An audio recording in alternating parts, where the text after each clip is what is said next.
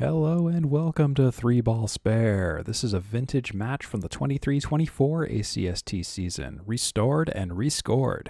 Especially for this one, I made a scoring error in the first string of the original recording, so Casey McCool's grand total will be off by 1 in the commentary. The new redone scoring corrects that issue.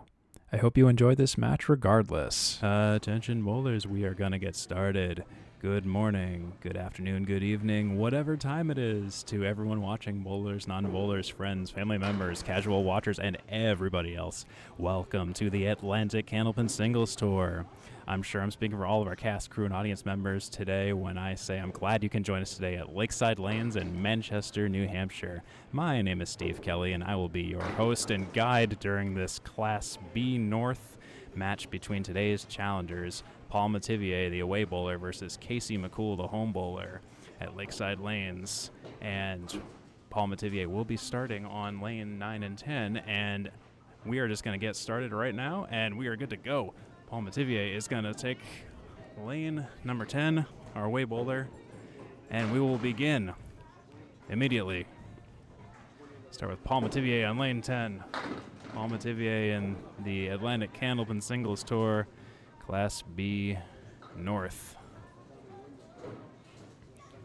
Paul has dropped 6 to start out with his opening ball. Connects with the pocket, had a good bid against the 1, 3, and 4 pins. Wow, had a brain fart about what pin that was. But the 10 pin remains. Paul versus the 10 pin for a 10 box. He's going to get that 10 box. 10 box for Paul Metivier to start this off. Our away bowler, Paul Metivier. Paul's season record for the year is 36 and 48 as of December 4th. His season average is 105.7. His average variance is about 4. As Paul misses the head pin with the 4 horseman left side plus the 9 pin. His average variance is 4 between 104.5 and 108.5 across his matches so far. He's currently 4th in the ACST B North Division 3. And look at that spare by Paul Metivier. Beautiful 4 horseman left side plus the 9 pin shot. Taking that out gracefully. So he's 4th place in B North Division 3 behind myself, Steve Kelly, Dominic Palladino, and JJ Turini as of December 4th. His high single is 135. His high series is 570. He has 15 strikes, 62 spares, and 55 tens as of the time of this recording, and not counting the spare you just saw. That's a 7 fill for Paul. Paul's perfect box percentage is 44%. He has 3172 seasonal total pins and counting. Only 11 out of the 30 games he's played has been a result of under 100 in terms of total score. Recently, Paul Metivier bowled against Eric Halley Sr., taking 4 points. Struggled a bit against Eric, although I also struggled against Eric just last night here at Lakeside Lanes on lanes 23 and 24. Paul averaged 105.7 against Eric Halley. His first and fourth games were the sticklers. 91 and 88 can weigh things down in terms of game points and match points for sure. I know that as well. Paul dropped 7 on his first ball. Paul's home house is Leda Lanes. He's from Nashua, New Hampshire. He's been a manager at Market Basket for more than 33 years, longer than I have been alive. That's something to be said about Paul. Married to Stacy Metivier since 2010. Family man, family bowler, great bowler. And that's a family 9 box for Paul Metivier after the 4th. He has 45 after 4. Casey McCoole is yet to bowl.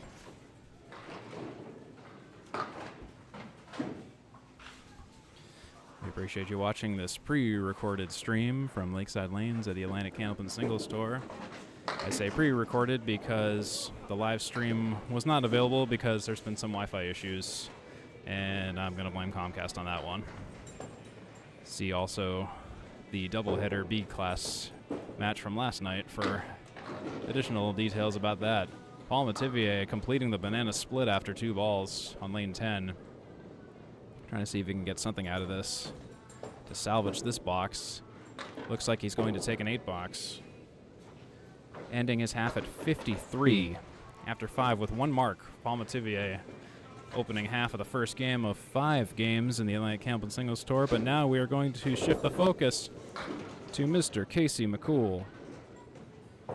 Our home bowler for the evening at Lakeside Lanes, Manchester, New Hampshire. Casey McCool's seasonal record is 28-56 as of December 4th.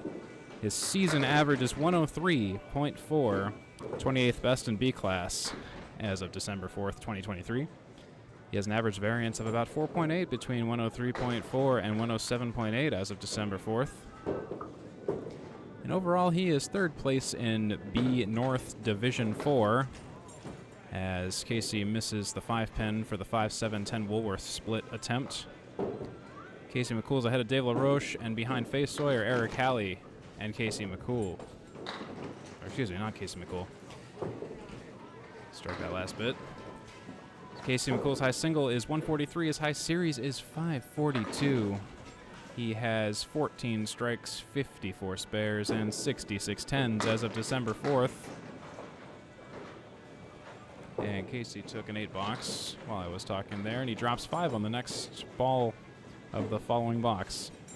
Casey's perfect box percentage is 45. He has 3102 seasonal total pins as of December 4th, and only 10 out of 30 of his games are under 100 for the season. Casey is bouncing back after a little fender bender, but seems to be having little trouble connecting with the pins so far. Not seeing a lot of whiffs so far. Casey takes an 8-box. Recently, Casey bowled against J.J. Torini at Leda Lanes, and he took a rare 0 points.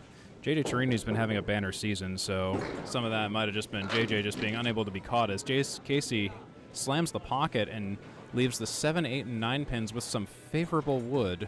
Casey negotiating with the wood down there, hopefully to get some to stick around, and he might have a shot at this if he nails the left side. By my watch, the left side of the wood. Oops, I'll fix that camera in just a moment. Let's see what he does. Ah, and it looks like he either hit it too hard or just didn't hit it the right way, and sails through the 8-pin, leaving the 7 and the 9 pins. So Casey is still getting back into the swing of things after the little fender bender. 8s are wild tonight, Casey says. That's his third 8 of the night. 24 after 3 for Casey McCoole. During that game, Casey averaged 103.4, so it's still not terrible, all things considered. JJ, again, just looking unstoppable at this point. JJ was throwing the games of his lives. I know I was watching that match for a little while, and I was just seeing strike, spare, strike, spare. JJ just does it naturally. As Casey punches out the middle for a spread eagle. He's fishing for an 8 or better to keep the theme going. Well, there's 7. He's got 3 remaining. 3, 6, 10 on the deck. McCoole, lane 10.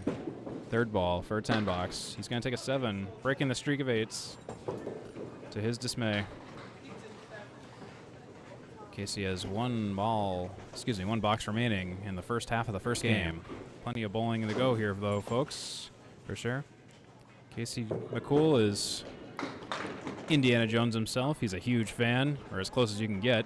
He works as a clerk cashier at the New Hampshire State Liquor and Wine Outlet. He's great at car repairs. He's from Derry, New Hampshire, went to Pinkerton Academy, class of 2010. His home lanes are here, Lakeside Lanes in Manchester, New Hampshire. He's super knowledgeable about Apple products, resale values, and all that kinds of stuff. I spoke to him earlier about Apple Watches, the Series 9, and the best place to get them. There's a 10-box for Casey McCoole, and Casey's just really good at just telling you all about that. His catchphrase is, pull the string. He has a mix of Cobras and Vipers for his bowling balls, at least last time I checked. And he curves the ball right to center, similar to Chris Curley's release. But now we're going to switch over to Mr. Paul Metivier on lane 9 this time at Lakeside Lanes. First time on lane 9 for either bowler. Paul Metivier, opening ball, lane 9. 53 after 5 so far. Misses the pocket right, but drops 6.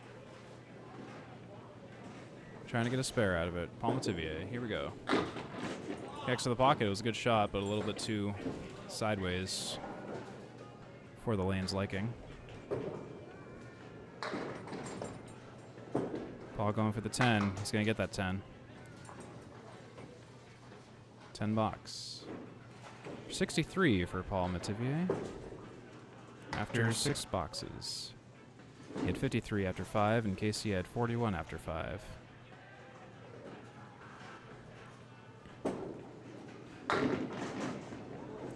There is a strike for Paul Metivier. Slow mover, but it did go down. Just trying to clear a piece of wood rather humorlessly. I don't know, I think it's funny, but I think he probably doesn't. There we go. Paul seems to always be smiling. He's always joking about something, and I don't think I've ever really seen him truly mad. Very chuckly kind of guy, Paul Metivier. All right, Paul Metivier on a strike. Filling the 7th box. Strike. It's 5 for the first ball. See what he can do with this.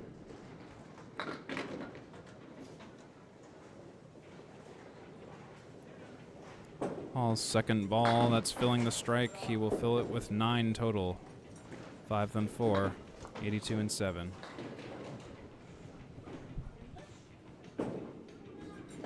Paul will take a 10 box. Not bad. So that puts him at 92 and 8. Paul seems to be doing quite well for the first game, the opener. No nervousness or practice games needed here, it seems.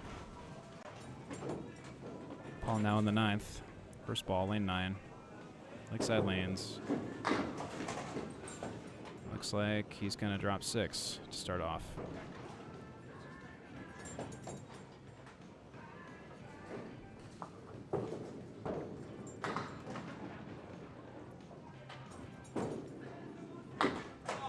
Punches right out that 2-pin, leaving the 5, the 4, the 5, and the 7 pins. Left side setback plus the 4-pin.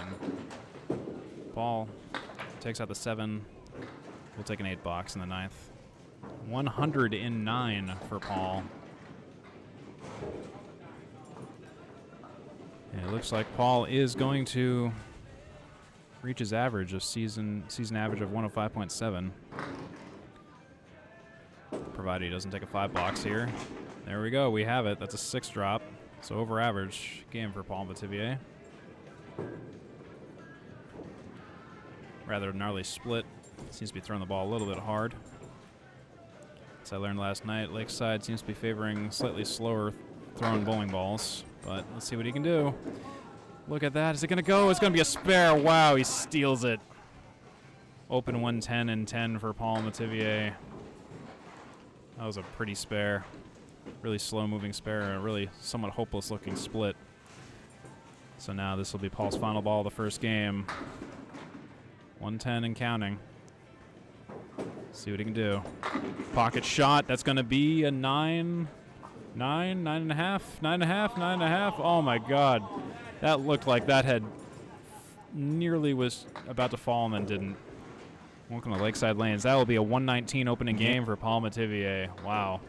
What a statement game right there for the away bowler. The away bowler with something to prove with a 36 and 48 record. But Casey McCoole might also have something to say with 28 and 56, so let's see what blood is in the water now. So over to Casey's, and real quick I'm going to fix a camera here because I apparently didn't do that earlier. This will be a special camera for special occasions, but for now, see what we got. Casey McCoole's opening shot on lane number 9 is a pocket shot, a slow-moving 9 drop, 9.5. Might have an orange pin to clear if it doesn't go into the gutter. Oh, it did. 9 drop for Casey might be an easy spare opportunity right here. See what we got. That's a spare for Casey McCoole. We're off to the races. Open 51 and 6.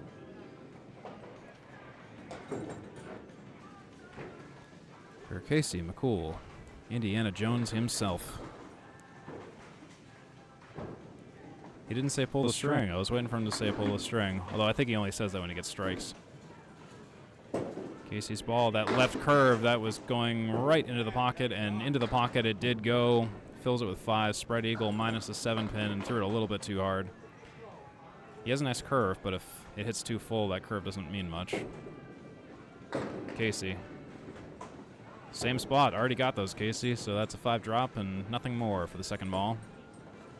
56 after 6. Takes a few more for an 8 box, salvageable 8 box, 64 and 7 for Casey now.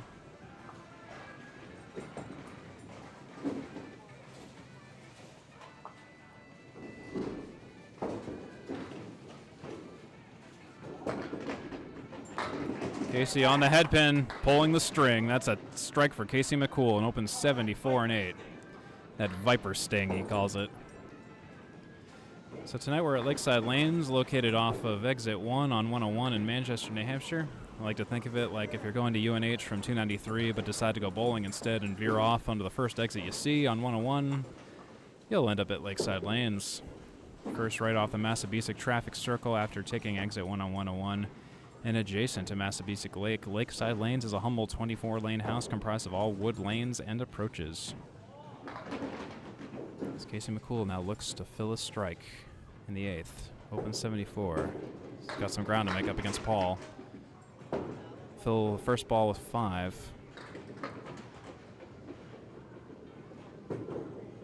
Still gets one more. Let's see what he can get. 3 more for an 8 fill. 82-8 for Casey McCoole now. Lakeside Lanes opened on November 27th, 1959. It's nearly the same age as Leda Lanes at roughly 63.9 years of age as of the date of this match. As Casey takes a 10, that's 92-9 for Casey. Right on Paul Metivier's tail, -8 in the same point in the match. Casey now. McCoole misses the pocket right, drops 5.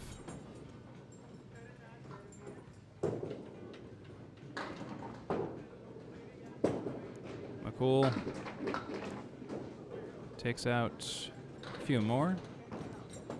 No spare opportunity, but it looks like Paul will clinch the first game at this point. Casey looking at a 102, 101, or 100. It's going to be a 100. 8 box for Casey McCoole. He attempted to catch up to Paul and made a great effort, but that will be 100. So after one game, Paul is up by 19 points. 119 to 100. Game and match lead at 19 after the first game. As we now saunter ahead to the second game here at the Atlantic Candlepin Singles Tour. Class B North, Paul Metivier versus Casey McCoole. According to Lakeside Lanes' website, quote, rigid specifications of construction required that they may be leveled to width of 40 out of 1,000ths of an inch. So precise that setting the wood alone required more than a month's time. So believe me when I say the lanes here are built to precision specifications. And it feels it. Lakeside is a good house to bowl in. Very organic feeling and the like. Anyways, Paul Metivier's opening ball. The second game is a 7-drop, 7, 8, and 10 pins. Lakeside Lanes has a soundproofing system in which 85% of all sound is absorbed. Owner Tim Lipke, his son Shane Lipke, and Bobby Greco, among other staff as well, do an amazing job at keeping this place looking and feeling great. Tons of leagues, really fun and unique pools for things such as 4 strikes in a row, 50 over your average, and the orange pin pool, where if you put $1 into the orange pin and you happen to get a mark in which the orange pin was the head pin, you get entered into a raffle. And it is frequent in which you may win that raffle, because I've won that raffle at least twice and I wasn't even expecting it. You just have to remember where the orange pin was. If the orange pin was the head pin, that's when you have to do some work to get a mark. Speaking of not marks, Paul, pocket shot 5-drop, an awkward 5-drop, diamond right side,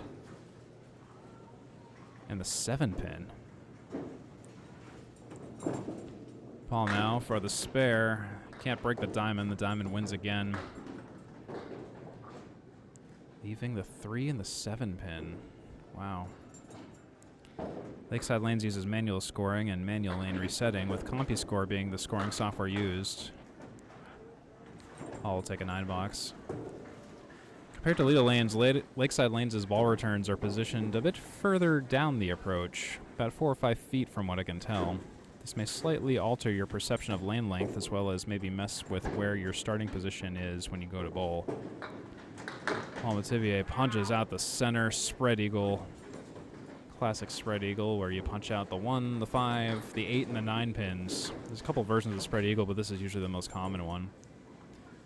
You have to hit the pocket of the left or the right side, depending on your handedness of your release. But Paul takes the 3 pin and not much else.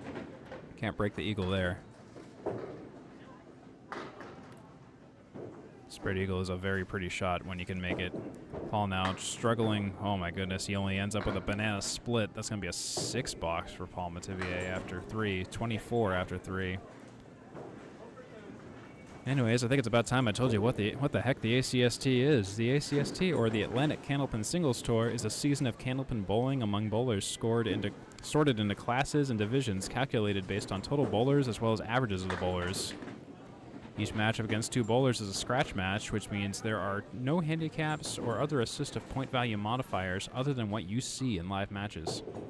It's a maximum of 14 available points per match. 2 points are awarded to the winner of each game. The bowler whose cumulative total is the highest results in an additional 4 points awarded, as Paul Metivier is just struggling to get pins here. Getting a little bit ripped off by the looks of it. The B class of the ACST has a north and a south half. It's a 9-box for Paul, with 4 divisions between the two of them. Each class presently has roughly 32 bowlers, with 16 in north and 16 in south. 2 points are awarded to the winner of each game, so Paul took 2 points in the previous game. The bowler whose cumulative total is the highest again results in an additional 4 awarded, so it's all about the match points in your total for an extra 4 at the end. A tie and a string will award each bowler 1 point. And it does happen. Eric Halley Sr. Dominic Palladino and Dave LaRoche tied just last night, actually. So they both took 1 point for them, one of the games. Excuse me, not the D class, the B class. The ACST has a north and south half with 4 divisions. Actually, they'd be in the D class at the same quantity of bowlers regardless, so just replace D with B there. Paul still fishing for marks, cruising for burgers. No burgers to be had. That's going to be another 9-box. Bunch of 9s.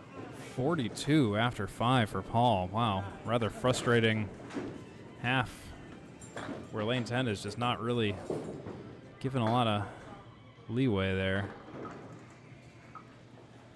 as it would seem. As Casey McCoole now looks to step up to lane 10 here, Lakeside Lanes in Manchester, New Hampshire. So are you watching this and wondering what the heck candlepin bowling even is, or what you're watching? This is some weird form of bowling? It's okay, you're not alone. Candlepin bowling is a sport in which a bowler rolls a ball down a lane in an attempt to knock down up to 10 pins in a frame, also known as a box in candlepin lingo.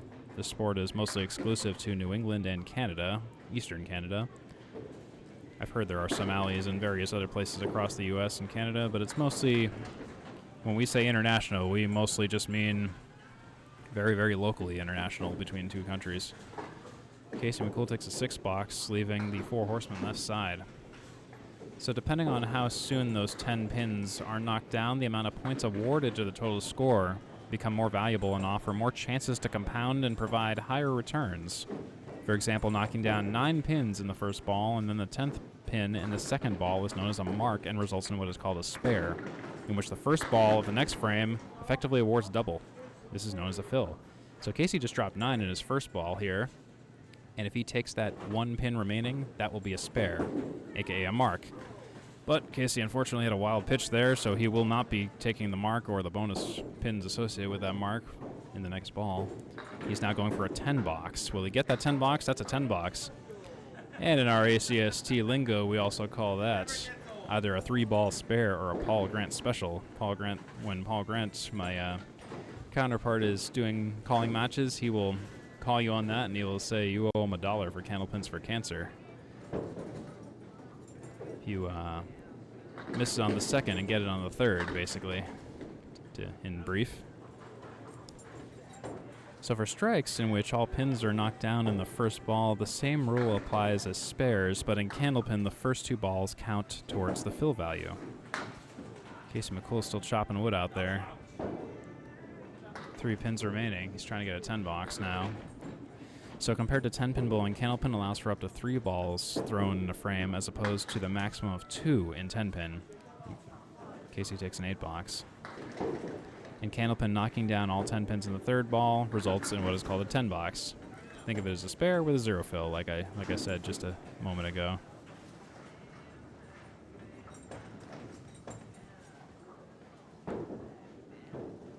Casey McCoole now.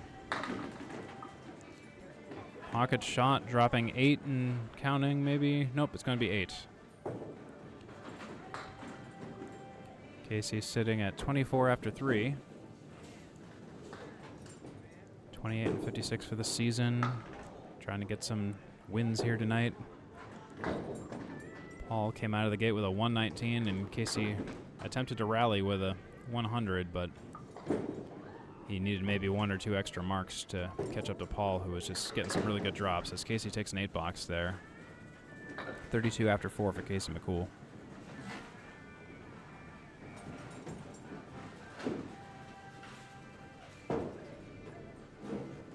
Casey McCoole on lane 10 at Lakeside Lanes.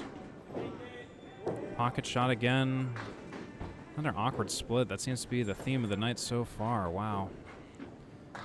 Looking at that, that's gonna have to hit that right side in just the right way. Doesn't quite get it.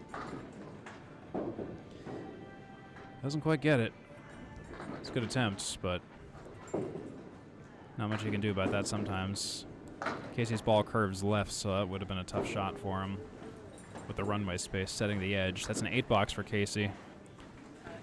Both bowlers struggling a bit. 40 half for Casey, 42 half for Paul. So it's not a runaway for either bowler just yet. The match lead is only 21, and the game lead is only 2, so don't worry, no bowler has clinched anything just yet, aside from Paul taking the first games. Plenty of points to be had. We still have 3.5 games to go here. As Paul Metivier now takes lane 9 at Lakeside Lanes in Manchester, New Hampshire, here at the Atlantic Candlepin Singles Tour, Class B North on this December 6th. Ooh, wow. I don't think Paul ever wants to see that again. He had a bit of a wild pitch, and seems like he started his approach maybe a foot too much to the right with a gutter ball. So Paul is now trying to go for something that isn't 0, and wow, his second ball, he punches out 1. This shot is known as a lemon drop, according to Paul Grant. That's another $1 to Candlepin for Cancer if we are playing that game. Paul Metivier now just trying to remediate anything. He will take a 7-box total. A hard-fought 7 for Paul Metivier. Let's take a look at that score there. So he's sitting at 49 and 6. Paul went to war for that 7-box. My goodness. Sometimes that happens. Paul Metivier, lane 9 now. See what he's got. Chopping wood, left side, a half Worcester. Took out the 2 and the 8 pin. Take out the 2 and the 8, or the 3 and the 9. That's known as a half Worcester. It's a shot I'm pretty sure you can't get in 10 pin because a 10 pin bowling ball is wider than a pin. And in Candlepin, the ball is only roughly the width of a pin, if that, or roughly wider than a pin, if that. And the ball can travel in between pins for sure in Candlepin, whereas 10 pin that's not possible. That's a 6-box for Paul, 55 and 7. Paul is cruising for marks. The old Frank Zappa song, Cruising for Burgers. Paul hits the pocket this time. No gutter ball this time, and he drops 9, leaving the 2 pin. It's Paul now going for a spare.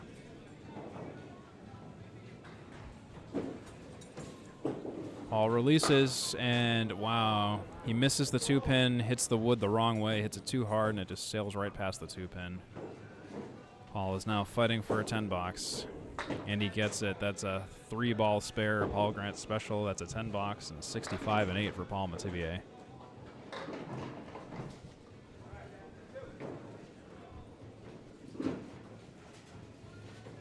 Appreciate you watching this recording if you're just tuning in, or watching it from start to finish, whichever works. This isn't going to be a live stream, so if you're tuning into this and you happen to be watching this a little bit later on December 6th, you might be watching it for the first time, along with everybody else, because I just need to run home and upload this as soon as we're done. Is that going to be a spare for Paul? The first spare of the second game in the 9th. Slow-moving spare. That's an open 75 and 9 for Paul. Paul's average is well over 75. He needs to get to 105.7 to hit his average, so needs a mark and then some just to get to that baseline. Paul, pretty curve from the corner to the center, and is he going to be left with a Woolworth split? The Matt Susi special, the 5-7-10, where the 5 slid an inch to the left. My goodness. I don't know why it's called a Woolworth split, but it's got a couple names, I guess. Paul now just trying to remediate this. So that was a 7 fill on his spare. He's looking at 8, 9, or 10 with a maximum of 102, so he's not going to hit his average this time. Paul takes a 9 box. It's going to be 101, or 91, excuse me. Concluding his second game, hangover game after 119. Struggling, struggling, struggling. That's the theme of this game for Paul. It's Casey also struggling. We'll see if he can answer and get some points out of Paul now. Seems 1 or 2 marks would get it at this point. If Paul's performance was any indicator of how frustrating lane 9 got. All right, Casey McCoole. Opening ball lane 9 is a left side half Worcester. Hey, that seems familiar. Kind of similar to what Paul was getting. And I was bowling here last night, and I learned, and I seem to be observing this again. Wow, Casey sails the ball right through the hole where the half Worcester was committed. Hopefully he hits something so he doesn't get a 2 box. Oh my goodness, it's a 2 box for Casey McCoole. No way to dress that up. That was ugly. I don't know what you're doing, Casey, but figure it out. 2 box for Casey McCoole. That is going to be a 42 and 6. I've learned that Lakeside, particularly in colder weather, if you throw hard balls, you'll be punished for it because there's not a lot of pin action. The ball will just sail straight back, hitting the pins full. Looks like Casey has dropped 4. By the looks of it. Casey misses the pocket, leaving the 1 and the 10 pin.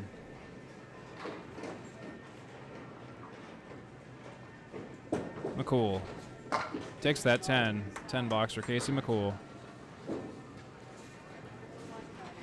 52 and 7 for Casey compared to Paul's 55 and 7. 3 pins separate our bowlers. It's Casey McCoole. Works on a pocket shot and can't quite get that pocket shot he's looking for. Drops 5 on the left side. 1, 3, 6, 10, and 9 pins. Connects with that pocket, but doesn't kiss the wood. Doesn't kiss the pins just the right way to take out the 6 and the 10 pins. Casey on a 10, misses it. 8 box for Casey McCoole. This is Casey's home house here at Lakeside Lanes. Lakeside Lanes, located just a short drive from the Puritan back room. Really good chicken tenders. That's where I'm going after this match is concluded. Busy place, but hey, it's worth the wait. They don't take reservations either.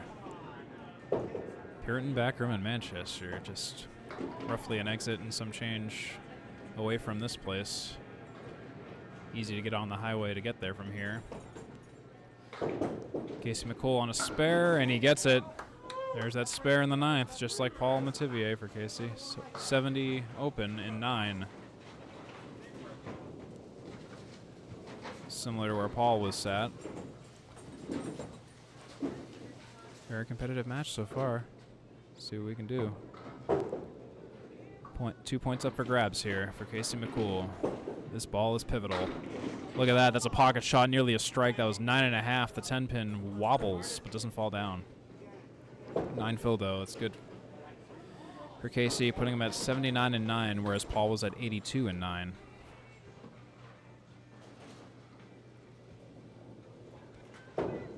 Some comparison's sake right here. Casey for the spare. Is he going to get it? Oh, he just misses it by just about an inch. That was good ball control there, but ball had to go to the right just a little bit more. Casey now for a 10. He gets that 10. That was a good ball. That, guess what? That was another 3-ball spare Paul Grand Special. So within 2 pins, Paul takes the second game. Paul is taking Casey to the cleaners so far. But the match lead is only 21, and there's still 3 games left of Candlepin Bowling to go, so anything can happen. Don't count either bowler out at this point. And we'll move on to the third game here. Just a little bit south of halftime here at the Atlantic Candlepin Singles Tour Class B North at Lakeside Lanes between Paul Metivier and Casey McCoole. And Casey's going to take a quick breather while Paul goes up to bowl. And a colleague at Casey is going to keep score. The official score, that is. The score you're seeing on the scoreboard here, the electronic scoreboard, is unofficial. It is just the one I'm keeping track of manually for the convenience of the audience here, as Paul Metivier starts out on lane 10. Kisses the pocket lightly, leaves a smattering of 5 pins on the right side. 3, 6, 10, 5, and 9 by the looks of it. Paul now on the spare. Will he get it? Oh, it was a good offer. Hits the 3-5 pocket, leaving the 9 and the 10. Sometimes it goes, sometimes it doesn't. Paul gets that 10 box, though, cleans up. Opening ball is a 10. Already better than the last game. Paul Metivier.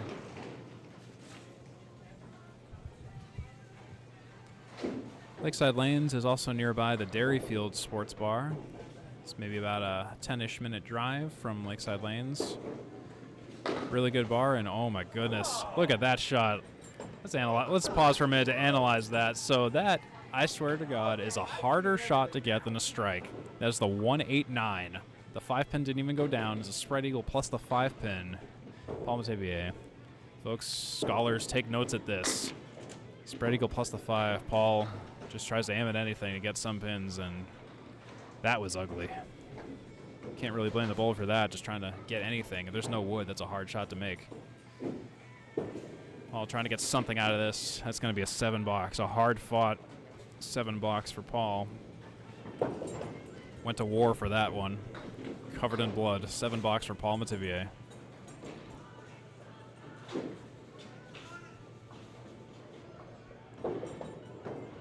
$17 after 2 for Paul. Casey has not yet bowled this game. Paul now on lane 10.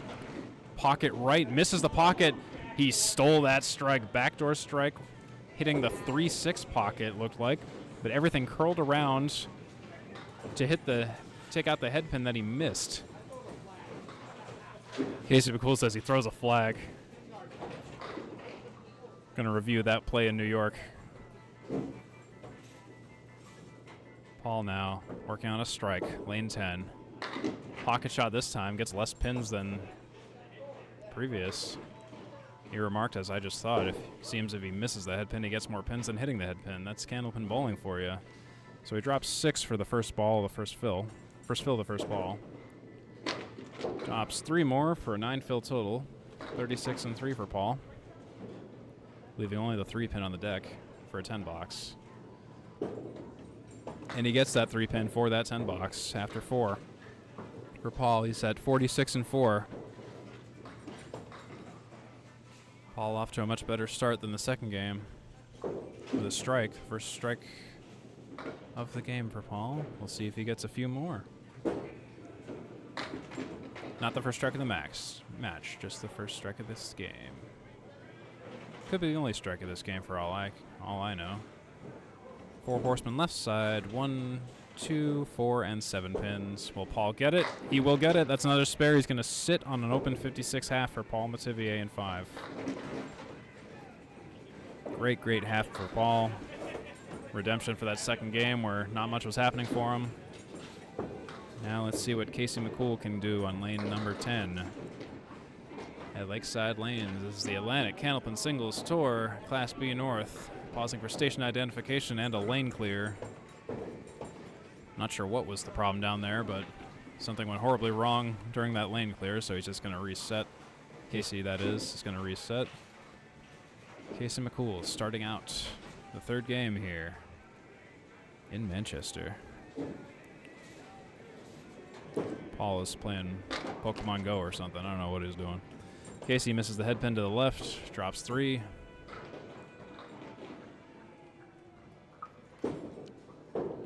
Tries to correct his ball, starting off a little bit more to the right, but a little bit too far to the right. Leaving a smattering of 5 pins, has to hit it full to really take anything out. And he does. That's a 10 box for Casey McCoole. Stereo 10s in the first box of the third game. It's looking hopeful. Sometimes you need a good 10 box to start a streak of marks. Get the old noggin going. Get all the pins down and fewer balls. As Casey McCoole inspects his bowling ball, scratches his ear, decides to pick another bowling ball. Casey has a mix of multiple bowling balls. I mean, I do too. I have one ball that's different than the other three for strike purposes and the fact that one of my balls broke. But he has a mix of Cobras and Vipers. I know I have a set of Vipers, and the Vipers tend to be heavier and cause more pin action. I believe he may have used a Viper ball right there. That drops 8 for Casey. The 6 and the 9 pins, and that's a spare, taking out the 6 and the 9. And the reason some bowlers may use different bowling balls, which is legal, you can have up to, I believe, a 2.7 pound ball. I believe that's the maximum weight you can have. Pretty sure. Someone double-checked my math on that, or my records on that. But I know for myself in particular, I prefer lighter balls for balls 2 and 3 because you don't necessarily want the extra power and weight unless you're going for a strike. Because there's fewer pins and fewer powers, fewer powers needed. And it also may work against you if you hit full and punch right through. That's a 5 fill for Casey McCoole on that spare. 4 horsemen left side plus the 10 pin. Casey now for the spare. Is he going to connect with a pocket? Not quite. He leaves the 1 and the 10 pin for an 8, 9, or 10 box potential. 1 ball to go in the 3rd box of the 3rd game. Sitting at 20 after 2, and now it's going to be 28 after 3. That's an 8 box for Casey McCoole. No, excuse me, 33 after 3. I forgot to account for the fill. I should read my own scoreboard once in a while.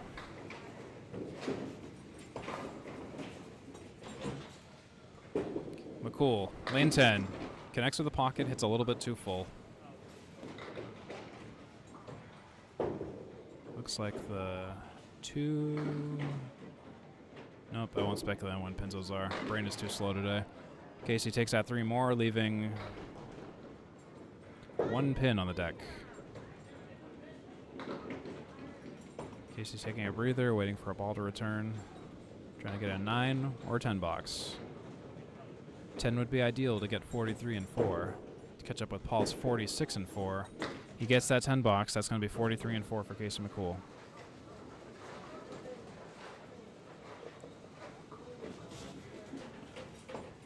$43 and 4 for Casey McCoole. 1 box to go. A mark would put him in good position to stay competitive with Paul in this game. McCoole now on lane 10. First ball. Misses the pocket left. Drops 3.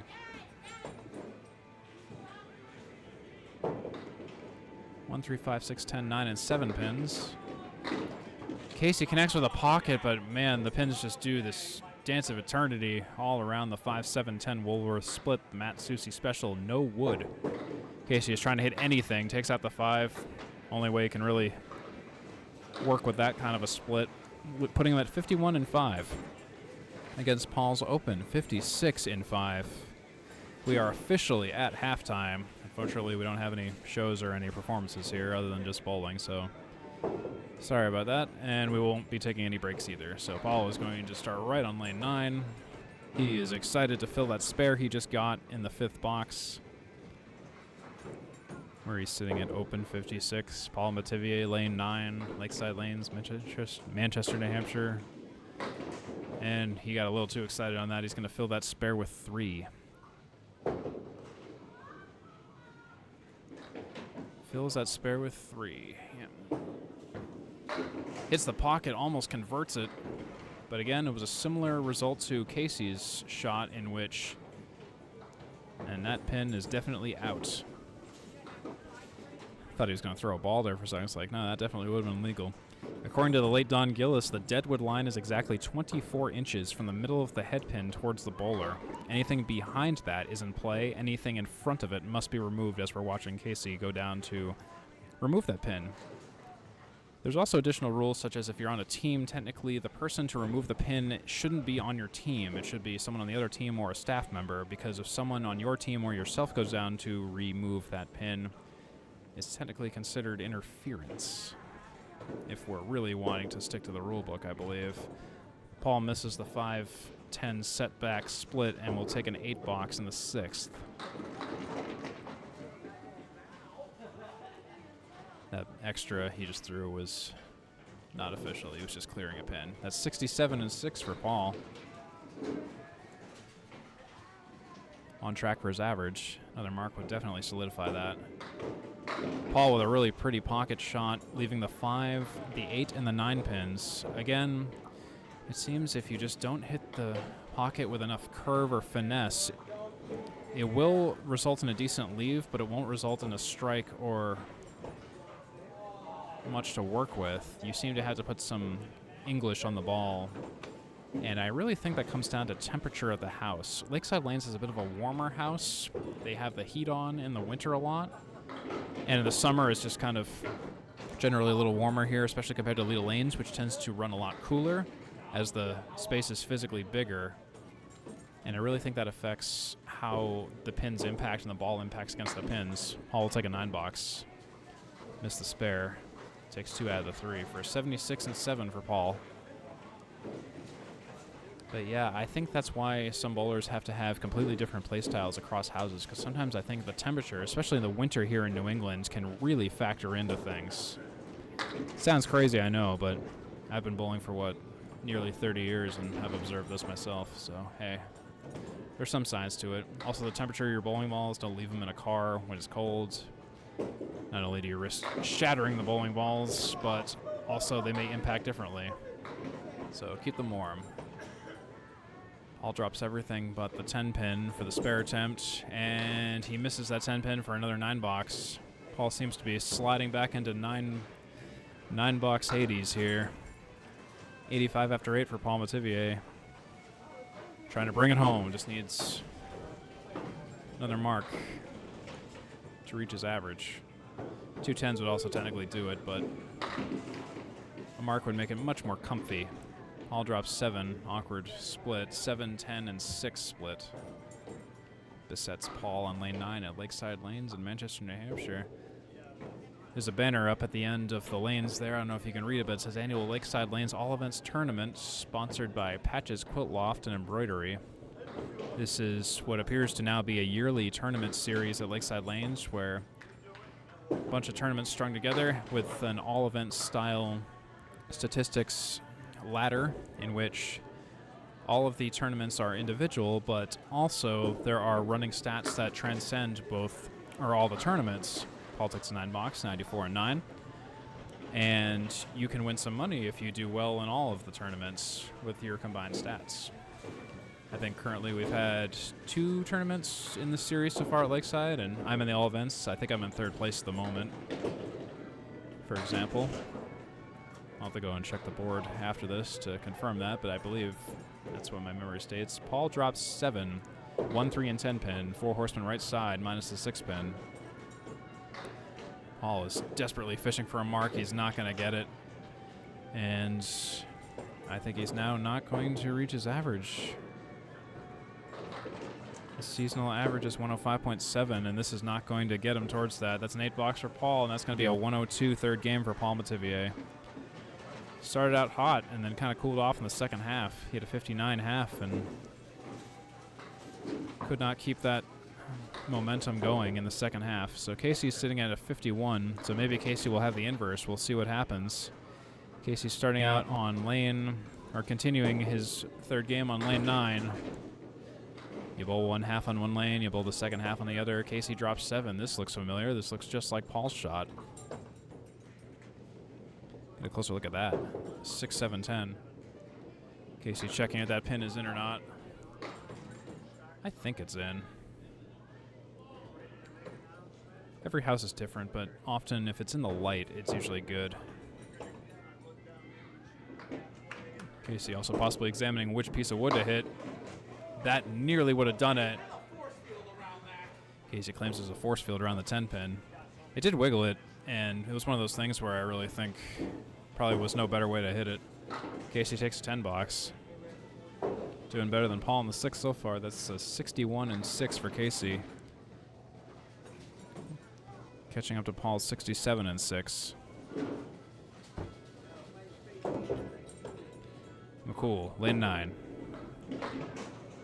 Ball curves a little bit too much. Takes 3 out on the left side. Missing the central pocket, needless to say. McCoole trying to convert. Takes a few more pins. 1, 3, 6, and 5 pins left on the deck.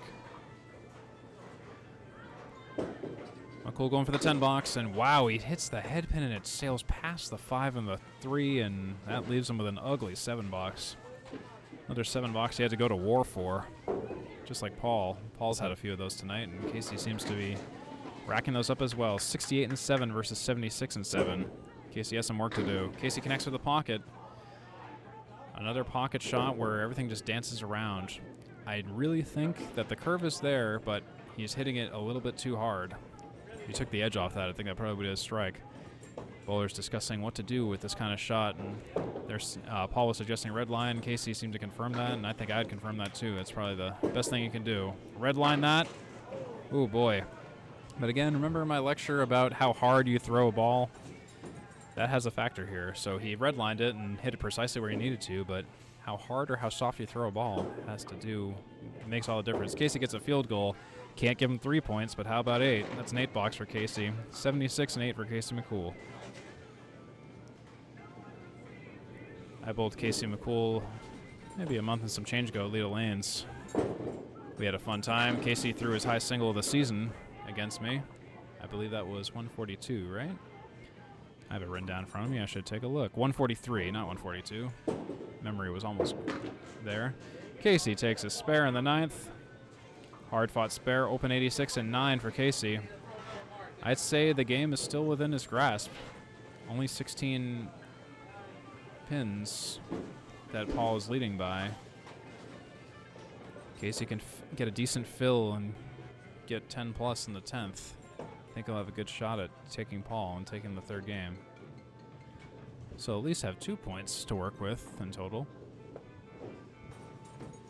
Casey McCoole now, lane 9. Filling a spare. Filling a spare. Misses the pocket, and oh my goodness, that is a 2 fill. Well, that puts him at 88 and 9 against Paul's 94. He needs to really make some magic happen and hit the pocket here, and oh my goodness. Completes the Worcester plus the 5 pin. Paul will take the 3rd game now. Casey will take a 6 box for 94 in 10. 3 game total for Casey, 283 versus Paul Metivier, 3 game total of 312. Anyways, let's recap the scores here while we have some dead air. So Paul, 312, overall match lead of 29 versus Casey McCool's 3 game total of 283. As Paul finally leads off on lane 10. Drops 7, and wow, I feel like I've seen this shot many times on a pocket shot.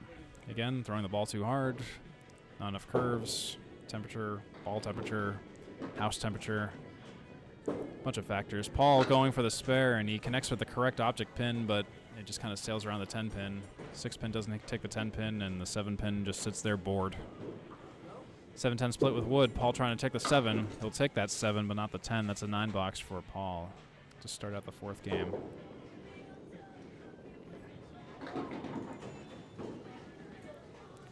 Hit Me With Your Best Shot by Pat Benatar is playing on the radio here, and that's definitely what Paul definitely wants to try. The best shot in candlepin bowling. It's surprising. It's not as easy as it seems. It's not like 10 pin. Paul misses the pocket to the right, dropping 7, 1, 2, and 4 pins. Are left on the deck on lane 10. See what he gets. Oh, wow. Hits the object pin, but it dances around too far to the left. Not enough to take out the 2 or the 4 pins. Paul now trying to get a 10. He's going to get that 10. Connecting with the correct pocket of pins remaining. For 19 and 2, Paul Metivier. Appreciate you sticking with us. If this is your first time ever watching one of these kinds of videos, thanks for watching, and I hope you're having a blast, and maybe you're super confused, and look at that strike by Paul Metivier. Hey, if this is just your first time watching, and you just saw that, hey, get inspired. This is Candlepin Bowling. And if you're returning viewer, of course, always welcome to have you along. Just as always, the Atlantic Candlepin Singles Tour. Paul filling a strike. He misses left. Says he threw too hard, and I agree with that. Drops 4 for the first ball. 33 plus a ball in the third for Paul. On a strike, second ball. Maybe he can still get a spare out of this. Doesn't connect with the pocket. That's going to be a 7 fill total, adding 3 more pins to his fill count. Let's see what he can do with this. It's going to be an 8 box for Paul. 44 and 4.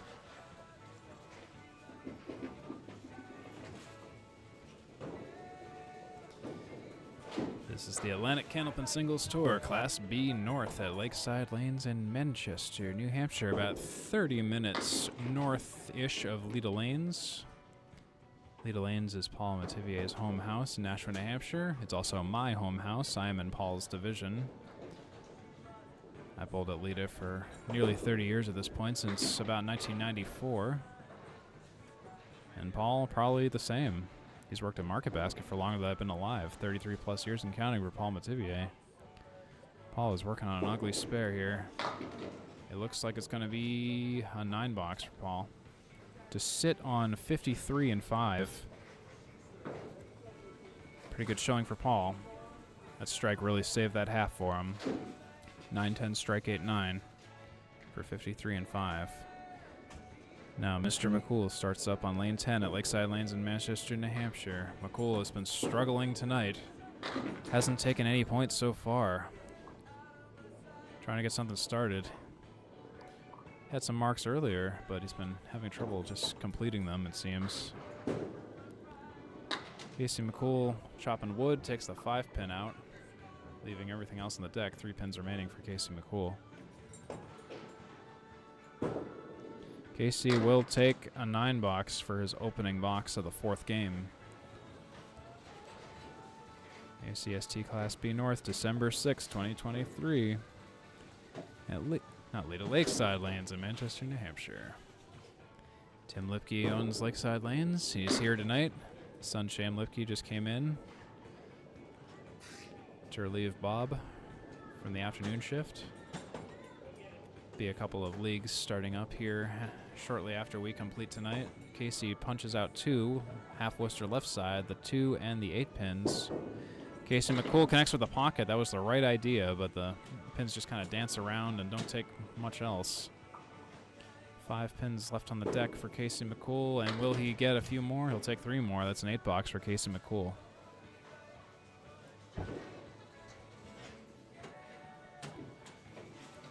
On lane 10, we're bowling on lanes 9 and 10. This is much quieter compared to the doubleheader I was in last night, where we had 4 bowlers bowling head-to-head. This is just a good old 1v1. Casey drops 8, leaving the 6 and the 10 pin. And he's got some work to do. This is a hard side for Casey, and that was a good ball. Definitely good offer, but the ball just didn't curve enough to take the 10 pin. Hitting the 6, but not taking the 10. Casey for the 10, he gutters it. That's going to be a 9 box. Not a 10 box, 9 box. If you're new to Candlepin and don't know how that works, if you throw a ball in the gutter and it connects with anything, piece of wood, or the ball comes out and hits any pins, the pins it hits don't count. This was called a foul. There's a couple ways to foul out in Candlepin. And wow, Casey takes out this. Everybody's laughing. Casey takes out the 2 pin and nothing else. Look at that. You see that? This also is a shot I guarantee will never happen in 10 pin. He took out the 2 pin. The ball can sail between pins without taking them out because the gap between the pins is wider than a ball in Candlepin. Casey trying to do anything with that shot. Takes a few more out. 4, 5, 7, and 8 pin remaining. This is a bit of a tough split to get also. It's a bit of an optical illusion. The object pin is going to be the 5 pin. That's going to be a 6 box for Casey. That's another foul.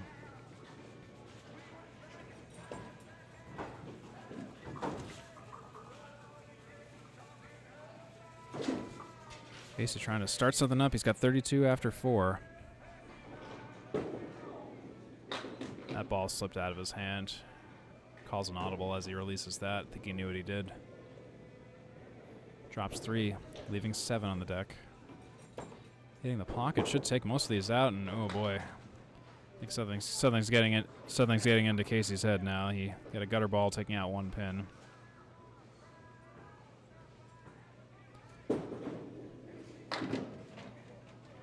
It's gonna be a 5 box for Casey. Because after the deduction of that 1 pin after the gutter ball, that's a 37.5 for Casey. Bit of a hard fought one. Losing control of the ball a little bit there, as seen by those 3 fouled shots.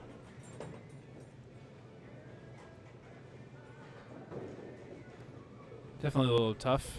Have some sympathy for Casey, who was recently in a bit of a fender bender car accident thingy. It's okay, he's mostly fine, but he definitely had to get some things worked out in terms of some whiplash and some other stuff, so, you know, it's admirable for sure. I know how that feels. I bowled a bad back some days. Paul Metivier hit a pocket and barely took out anything, but the second ball he almost cleans up for the spare and counting, and 10-pin wiggles but doesn't go down. All going for that 10-pin, and I don't know what that's going to be. Is that going to be a 10? It looks like it's going to be ruled a 10. No bowler has processed that, so okay, it's 10 box. One of those, let the bowlers decide. I won't interfere on that. I thought it was maybe borderline, but hey, I'm not the one bowling. Paul drops 6. 1, 2, 6, and 10 pins left on lane 9 at Lakeside Lanes. Paul doesn't connect with the object pin, but dances around taking the 2 and the 6 pins out. Now he's got the 1 and the 10 to contend with. Metivier misses everything. Hits the wood behind the 1 pin for an 8 box. 71-7 for Paul. Aside from his first game at 119, pulling under average, as is Casey. Bit of a fiery start for both bowlers. Now things appear to have cooled off a little bit.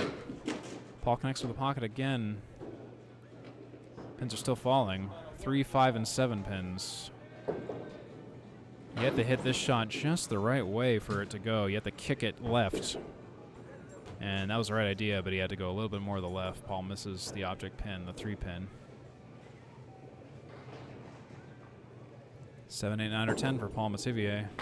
That's a 10. There we go. That was the shot. That's a 3-ball spare for Paul Metivier. That's a Paul Grant special. Missed the second, get the third. That's $1 donated to Candlepins for Cancer. Really does go to a good cause. Candlepins for Cancer is legitimate. It's very... We have roll-offs. We have the TV show that Al Johnson puts on and everything. It's a fun time, and it's for a fantastic cause for folks in the bowling community who are suffering from cancer. Candlepins for Cancer is attempting to alleviate medical bills and all of that. So, all jokes aside, Candlepins for Cancer is the real deal. So, if you ever hear about it, consider donating. Paul Metivier drops 9, leaving only the 5 pin with some wood, some deceptive wood, but he hits it just right. That's going to be a spare for Paul, much needed spare. 91 in 9 and counting, plus a ball for Paul Metivier. Paul now working on a spare, lane 9, orange pin, head pin. Remember when I was talking about the orange pin pull? This is a case in which, oh wow, that's a 3 fill, I believe. That's... Paul says he changed his mind about the orange pin. So the orange pin, like you saw there, if the head pin is the orange pin and you get a mark, a strike, or a spare, you get entered into a raffle. That is if you put $1 into the orange pin pool during a league at Lakeside Lanes. But this would be a case where you don't get entered in the raffle because Paul didn't get a mark on that. And we're also not in a league, and there's no pool for it right now. But regardless, if you're at Lakeside and you happen to join a league, which you should, remember what I just said about the orange pin pool, as Paul Metivier takes a 6 box for an even 100 fourth game for Paul for a 4-game total of 412. And now Casey McCoole responds. Paul seems to be under average still, except for that 119 at the beginning. Casey as well, having equal struggles. Casey working on trying to set the edge and get some ball control regained here. Misses the pocket, half Worcester plus an extra pin, 3 drop. McCoole. Ball sails a little bit too much to the left. I think he overthrew it a little bit. He's throwing it a little bit too hard now, curving too much to the left. Takes out 1 more pin. Third ball cleans up for a really well-deserved 10 box for Casey McCoole. Went to war for that 10 box. Seems to be the theme of the night for some of these shots. So Casey sits at 47 after 6.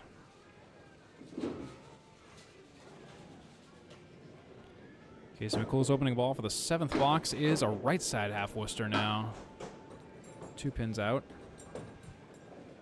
Yep, definitely 2 pins out. This is a pretty shot when you can hit the pocket and take everything out, though. It's sort of like a redemption mode. Here we go, and oh my goodness. And Casey McCoole has bought a ticket to Worcester, Massachusetts. Punches out left side for the left side half Worcester, a complete Worcester, and that's a 4 box for Casey McCoole. 51-7 for Mr. McCoole, is having a rough game. Punch outs and wild pitches galore, unfortunately. McCoole now connects with a head pin. That's a much better ball. 6 drop, though. Pin's dancing around again. That whole principle of curveball plus 2 hard equals this. Threw the ball with less of a curve, but didn't aim it quite where he wanted to take it. Says he can't make up his mind, but it's another 1 down, 7 total down, 3 up. On lane 9, Lakeside, Manchester, New Hampshire, Casey McCoole trying to clean up. That's a 9 box for Casey. 60-8 versus 81-8 at this point in the game. Casey can definitely still take this, though. Dave LaRoche threw a 4-bagger here last night. Wasn't in the same game. There's strike number 1. Casey McCoole. Wow, okay. Did I get one? So, like, as I was saying, yeah, Dave LaRoche last night, he threw 3 strikes in the 10th box of the 2nd game and threw a 4th strike in the 1st box of the 3rd game. So they weren't totally continuous, but it was technically a 4-bagger because it was 4 consecutive balls he threw that resulted in strikes. You know, all technical, but had he done that earlier in that same game, that would have been incredible. But Dave threw a 4-strike 110 yesterday, even though he had the 3 strikes at the end. He had an additional strike in the game, but his other boxes weren't exactly fruitful, but he still was able to make something out of it. Casey's first fill ball of the strike is 8. 5-7 setback split. Woolworth split minus the 10. Spray and pray. Hits the wood and doesn't quite get the result he wants to. That was the spray and the pray, and the prey wasn't enough, I guess. That's a 10 box for Casey. That's going to be an 89 after 10 for Casey McCoole. And Casey is at a 4-game total of 372, while Paul is at a 4-game total of 412. Match lead is only 40. It's actually not quite as much of a runaway as one would think. Still 1 game to go, and plenty of opportunities abound for the total, at least. Casey definitely needs the total at this point. So Paul has taken 6 points up to this point, with a potential 10 if he maintains the total. And he can nab an additional 2 as well if he takes the 5th game, but that remains to be seen. So yeah, to recap, after 4, Paul had 119, 91, 102, and 100. And Casey McCoole had 100, 89, 94, and 89. As we now move to start the 5th and final game of this Atlantic Candlepin Singles Tour Class B North match between away bowler challenger Paul Metivier of Lakeside Lanes versus home bowler Casey McCoole of Lakeside Lanes in Manchester, New Hampshire. Paul punches out 1 pin, also known as a lemon drop. $1 for Candlepins for Cancer right there, Paul. Paul takes out a few more, leaving the 4 horsemen left side minus the 4 pin. And now Paul is looking to get a 10 box, hopefully, if he can get it. Sails right through the cavity where a pin should have been in the 4 horsemen but was already gone. That's going to be a 7 box for Paul Metivier for the 5th game opener. Metivier, lane 10, Lakeside Lanes in Manchester, New Hampshire. And that's another lemon drop right side this time for Paul. I don't know what's happening between our bowlers, but suddenly the head pin has become like kryptonite or repellent. At least for the first ball. Ball takes out a couple more pins on the left side, it seems. He's dropped 4 so far with 6 remaining on the deck. As Metivier looks to get something better than a 4. He will. That will be an 8 box for Paul. 15 after 2 for Paul Metivier. Paul's seasonal high single, 135. High series, 570. His strength is in the spare count. He has 62 spares compared to only 15 strikes and 55 tens. Like myself, Paul is a spare machine most days. If you bowl a whole game of spares and 9s, you can get a 190 technically. Fun fact.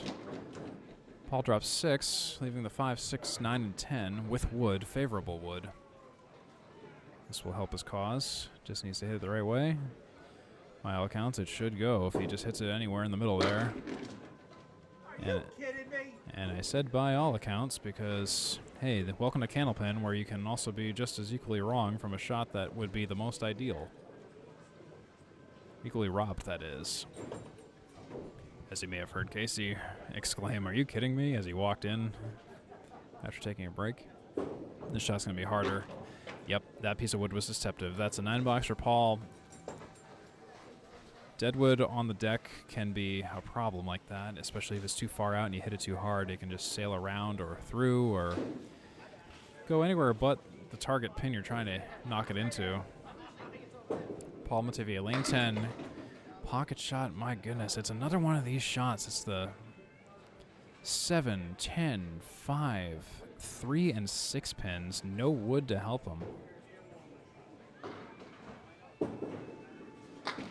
And he connects with the pocket at the 5 and the 3, and there's not a whole lot he can do other than that.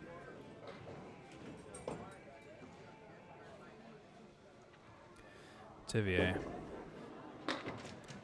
He's gonna make a 9 box out of that.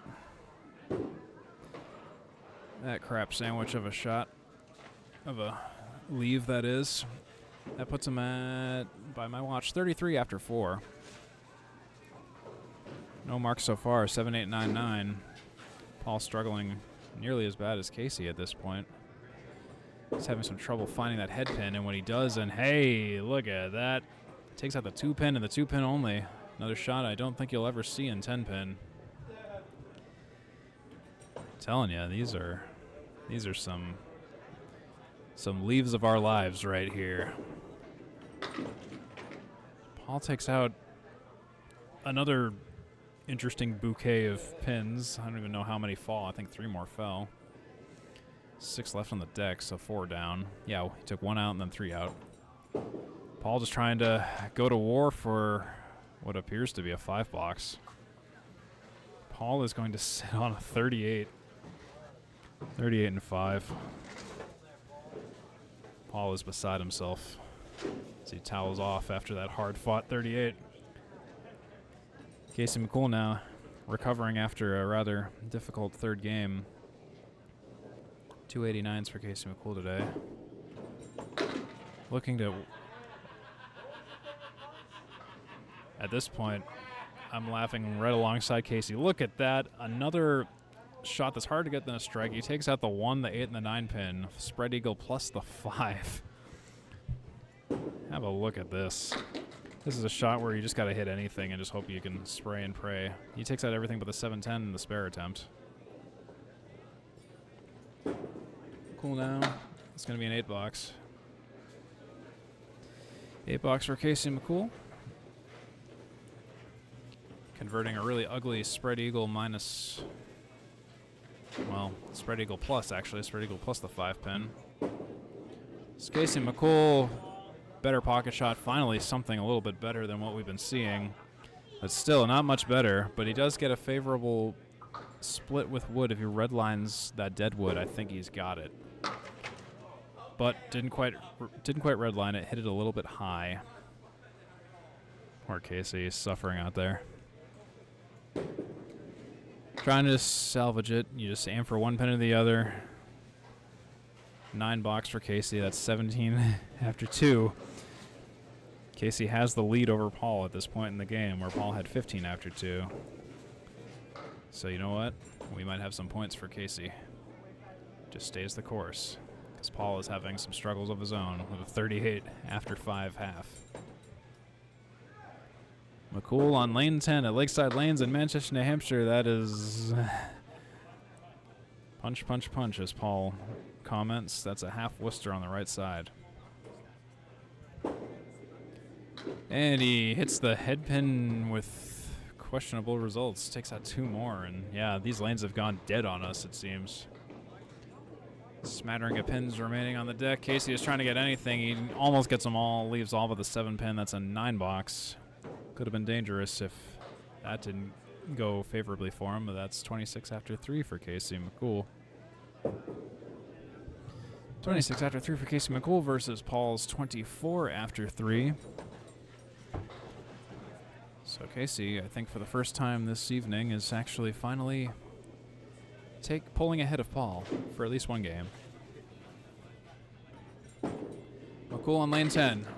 Hits the pocket, drops 6. 3, 6, 10, and 4 pins for Casey McCoole. McCoole for the spare. Takes 2 out, 3 and 4 pins by my watch, looks like.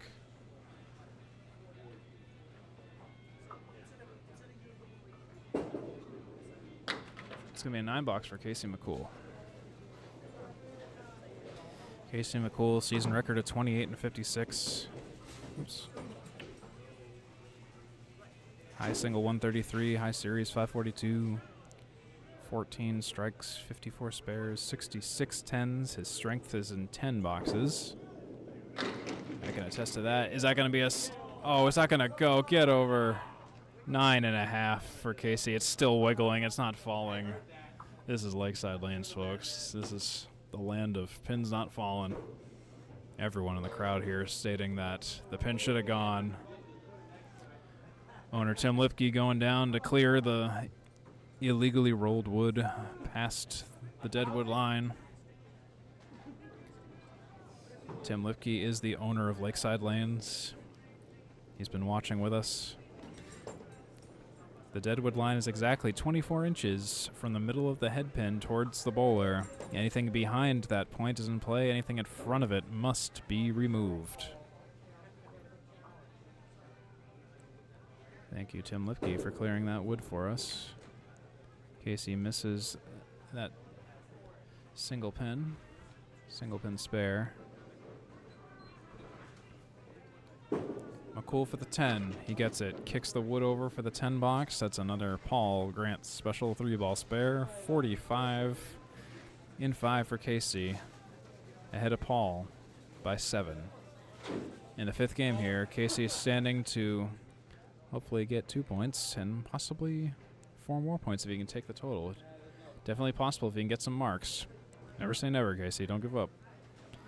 Paul Metivier on lane 9. Lane 9 in Manchester, New Hampshire at Lakeside Lanes. Paul connects with the pocket, hits a little bit too full. 6 and 6.5. It's going to be 6. 6 drop after the first for Paul. 3, 6, 10, and 7. Wood around the 7 pin. Paul connects with the 3-6 pocket and almost takes out the 7 pin with some pinball action, but wasn't meant to be. Actually, I don't think the 7 pin was touched now that I think of it. Paul will take a 10 box. Cleans up. Puts him at 48 after 6. Paul Metivier.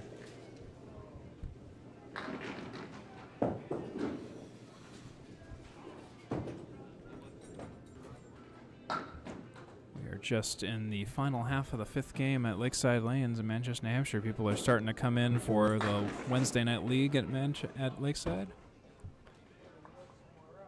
As Paul Metivier drops 7. 1, 3, and 7 pins.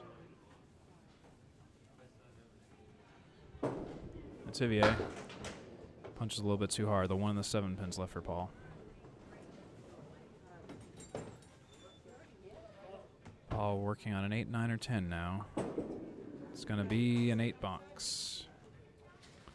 8 box for Paul.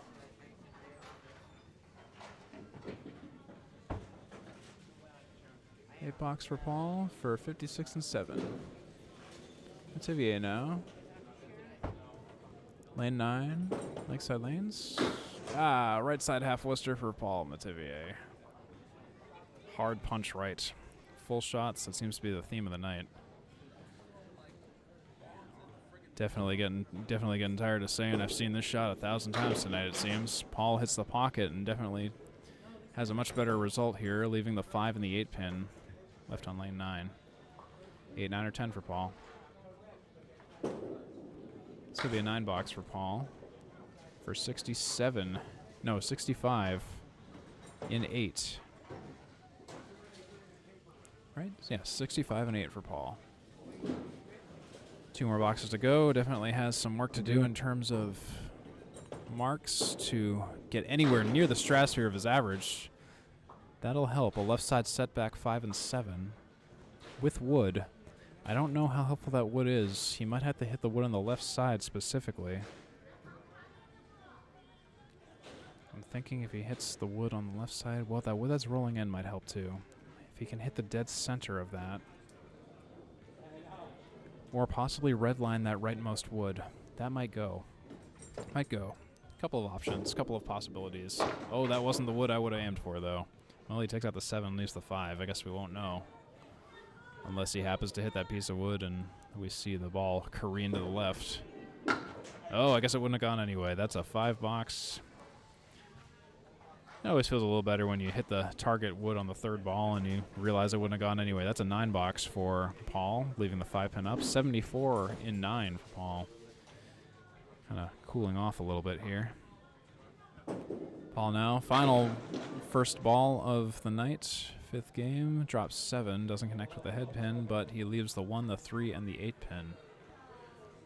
Might be a spareable opportunity, but that wood in the front is deceptive. If you hit that too hard, it might sail through or around the pins. Worried about that. Well, Paul misses that. Now he's working on a 7, 8, 9, or 10, potentially. It's going to be a 9 box. Yep, that was what I thought was going to happen with that piece of wood. I was worried about the back row. That's going to be 83 and 10 for Paul. Lowest score of the night. 5-game total of 495 for Paul Metivier.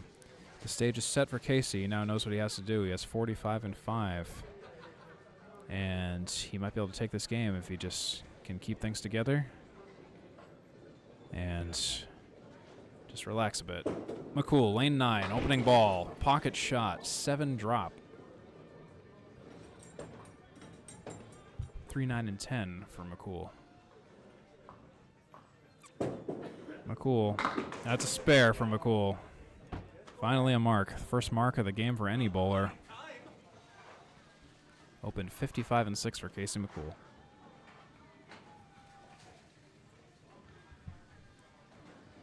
Appreciate you watching this pre-recorded ACST match, which will be going up maybe an hour and some change after we've pressed the stop button. Would have live streamed this, but the Wi-Fi is currently down at Lakeside Lanes. Hoping it'll be back up eventually. But in the meantime, recordings are good enough. Casey drops 2. Filling that spare with, oh my goodness. Well, filling that spare with 2. 57 and 6 for McCoole. And pins are still wobbling. Nothing is falling. I observed that in my match last night at Lakeside. Stuff just wobbles, doesn't fall down, but that is a good out. That's a good 10 box for Casey in the 7th. That's 67 and 7. Casey is over Paul's 56 in the 7th box.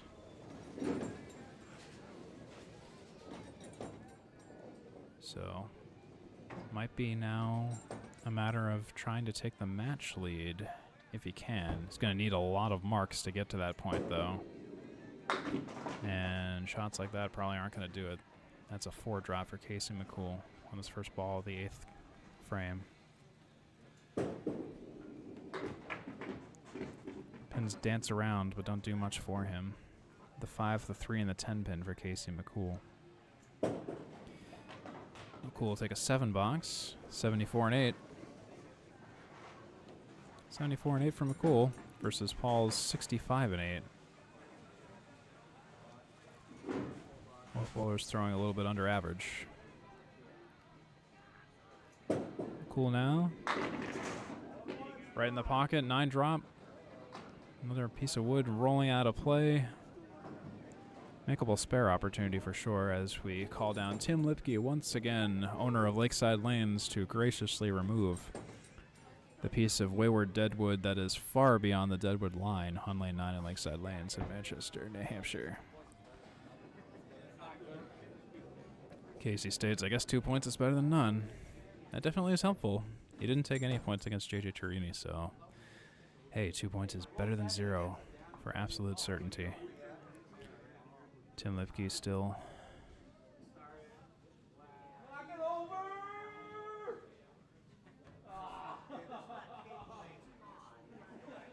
Well, that was certainly something. Tim didn't actually have to do anything there. That's going to be a spare for Casey McCoole. Open 84 in 9. I watched some of it. I watched that. Oh, I couldn't watch it. It wasn't on. All right, Casey McCoole filling a spare in the 9th. Backdoor action. Pin still falling. 6 drop for Casey. 90 and 9. Match lead of 33. So at this point, I would say that the total has gone to Paul Metivier. It has become an insurmountable match lead that Paul has achieved. So Casey takes home 2 points. Paul takes home everything else. 6, 7, 8, 9, or 10 for Casey McCoole now.